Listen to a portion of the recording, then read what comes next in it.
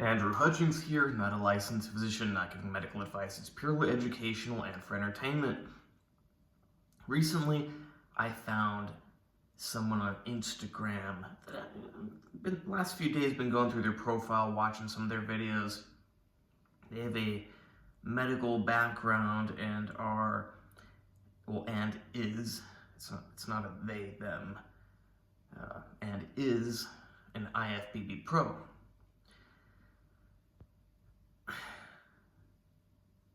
Especially someone with a medical background, I would expect to realize this. But this message is for everybody. If you need 20 units of insulin, 8 or 10 or 15, whatever units of growth hormone, and a lot of gear to be an average, not even average, just to barely become an IFBB pro, that bodybuilding's not the sport for you, or at least the IFBB isn't. Now, I'm not an IFBB pro bodybuilder. I probably would never want to be, mostly because I don't want to diet down so lean. So I think at my height, 5'7", classic physique, the weight limit's like 185 pounds. I know classic physique is not open bodybuilding, so it's a little different, but I would have to be careful to make that weight cutoff limit. Now, if I did it completely natural, yeah, it wouldn't be hard. But if I wanted to use some enhancement to have the look that you need for a bodybuilding competition, it would be hard for me to stay under 185 pounds. If you need, so I don't know if this person did open or classic. I assume not classic, because I don't think they could look good in classic. But regardless, if you need a ton of drugs just to become an IFBB pro or just to get on a bodybuilding stage, it's not the sport for you. If you could get on that stage natural, but you choose then to use some stuff to do even better, yeah, maybe it's a sport for you. But if you need all those drugs, either your genetics aren't good enough or your knowledge of building muscle isn't good enough. People, when you say knowledge of building muscle, they think like your book knowledge, how much you've studied how to build muscle. No, I'm talking about how knowledgeable you are about actually building muscle. Not what you can say about building muscle, but about how you can actually build muscle. Now, a lot of people would try to say, well, that's just genetics, why that person's better at building muscle than someone else. No, genetics play a role, but also it's a skill to build muscle. Some people just don't get it. It's like playing basketball. It's a skill to play basketball. Some people just aren't good at basketball. Some people aren't good at tennis. Yes, there are certain genetics. Obviously, bodybuilding is a little more genetic. But there are certain genetics that, help you with a certain sport. But there's also just how well you get that sport. With bodybuilding, you don't need to be an extremely intelligent person to have bodybuilding intelligence, to have that connection with your body, to know what it feels like when you're doing something that's going to build muscle. You can have somebody who is very intelligent in some other aspect in life. Maybe they're good at language, maybe they're good at science, I don't know. But you put them in a gym and they can't figure out what makes them grow. Now, of course, the more time you've been in the gym, the more likely you are to know what makes you grow. So more time under the curve, your knowledge, your skill is going to be greater. But there's some people that you put them in the gym for 5 years and they still don't figure out how to build muscle. Most people would say, oh, well, they just don't have the genetics for it, or they don't push hard enough, or no, they just aren't good at it. Of course, there are some people that truly don't have the genetics, but the average person, if they are skilled at building muscle, can build plenty of muscle. Humans didn't evolve to be little skinny weaklings. We can put on plenty of muscle. But it's when you get someone that has extra good muscle building genetics with that skill of building muscle that you get a a bodybuilder. And when you add in the drugs, then you get a really big bodybuilder. If you need, so it depends on what you imagine is what it is to look like a bodybuilder, but if you need drugs to get big, it's not like, do bodybuilding for fun, but don't do it as a competitive sport. Even me, I have the genetics and I have the skill to be a competitive bodybuilder, and technically I am a competitive bodybuilder, but I don't really try to do it as much as I could because it's not healthy. Now, there are some people that have even way better genetics than me and even way more skill than me.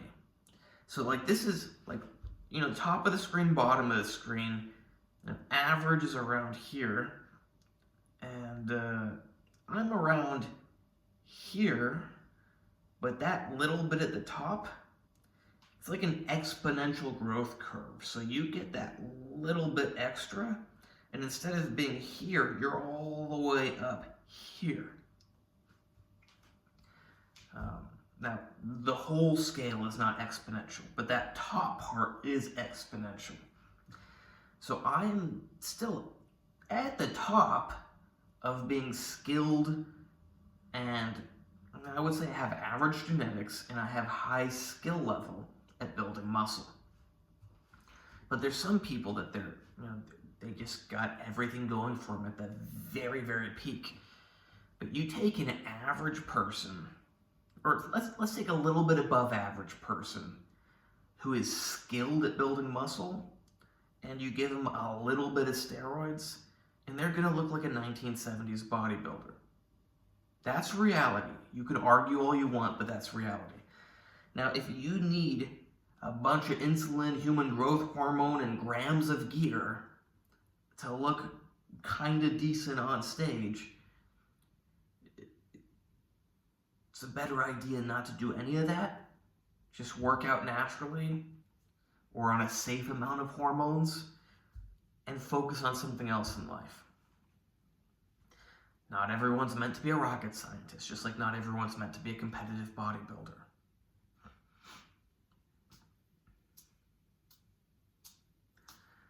Maybe if I hadn't had all of my health issues in life, I would be tempted to take more stuff and to diet down harder.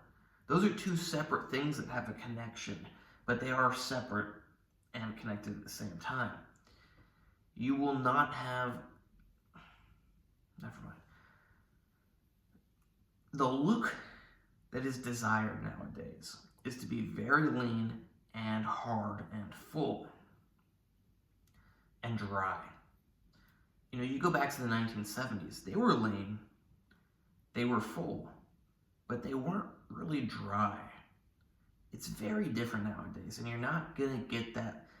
If you do it completely natural, you can actually look pretty dry, pretty lean, but you go on stage with guys that aren't natural and you're just gonna be way too small. So if you want the appropriate size, you gotta take the drugs. Now, what I was saying is maybe if I hadn't had all my health issues in life, I would not be so against taking more normal bodybuilding dosages of things. But I have had a lot of health issues, and I very much value my health. So despite, having circumstances that make me someone who actually could excel at bodybuilding quite well, I'm not going to push it, whether it's the hardcore dieting or the drugs. They're both bad for you.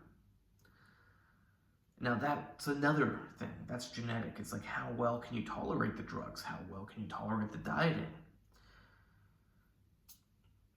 But bottom line is, if you need a ridiculous amount of drugs just to look like a bodybuilder, it's not your thing. If you can do 700 milligrams a week of steroids and only steroids and look great, bodybuilding's a thing for you. What's funny is to some people 700 milligrams sounds like a ton, to others it sounds like nothing. I would say 700 milligrams per week is how much you need to actually be an impressive looking bodybuilder. Are you going to be a freak on 700? Probably not, but if you can't look amazing on just 700 milligrams of steroids per week, no human growth hormone, no insulin, no nothing, you're not going to look good. Like, you add in all that other stuff, you're not going to look good. You'll be big, you'll be lean, but you're not going to look good. Your body's just not meant to be that way. Hope you like this video. Please like, subscribe, and comment. Please don't throw your health away just to get on a bodybuilding stage. Please check out, if you want, my other videos and my Instagram, AndreyHutch, AndreyHutch. Also my website, www.andrewhutchings.org. You can hire me for training, consultations, coaching, plans, etc., whatever. Same thing with diet, same thing with supplements, same thing with special supplements. Find out how to use them healthily. Now, the problem is, you got a lot of idiots claiming that they know how to do things right. I remember in 2020 or 2021, I saw a video of that Ilya Golem Belarusian bodybuilder with a doctor. And the doctor was claiming how amazing he's doing with his health and how they've got everything all worked out. He's super healthy. This doctor's smart. He knows how to do things. Look at Golem now. He's presumably 6 feet under unless he got cremated or tossed out into the ocean. That doctor either didn't know what he was doing or just didn't care. But that's a sad reality. Most of them don't know what they're doing or they don't care. But they'll all tell you that they know what they're doing. I know what I'm doing.